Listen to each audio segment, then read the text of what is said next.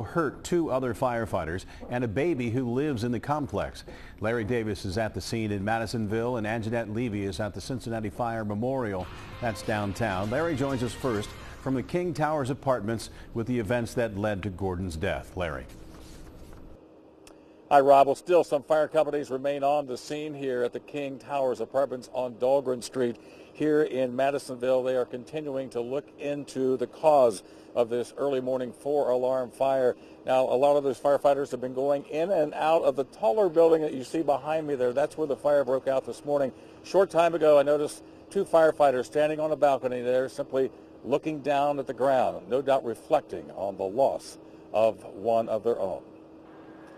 And this was the scene early this morning when heavy fire ripped through one building of the King Towers apartments. Several residents found themselves trapped by the flames.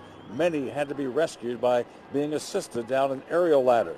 Fire officials say that during a search for possible victims, fire apparatus operator Daryl Gordon opened a door inside that apartment building and fell down an elevator shaft.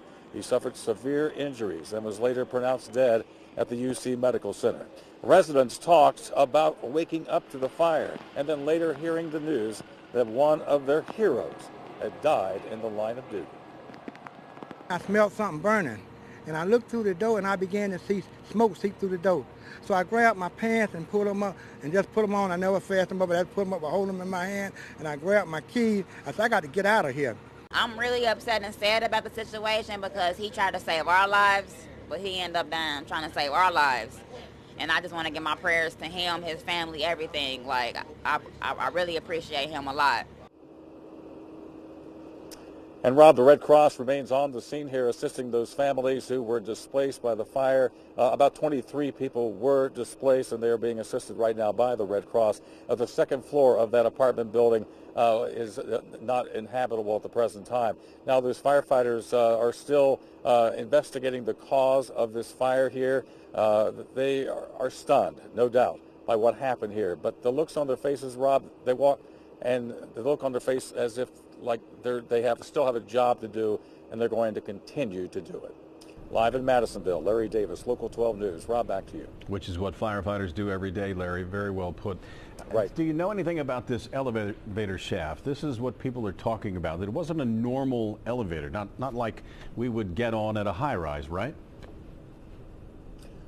That's what I understand. We haven't been told too much about that at the present time, but the fire chief early this morning, when he talked about what happened, he said that, in looking into a fire, you don't know what you're getting into. There's so much smoke, there's fire, there's just unfamiliar surroundings, and sometimes you get disoriented.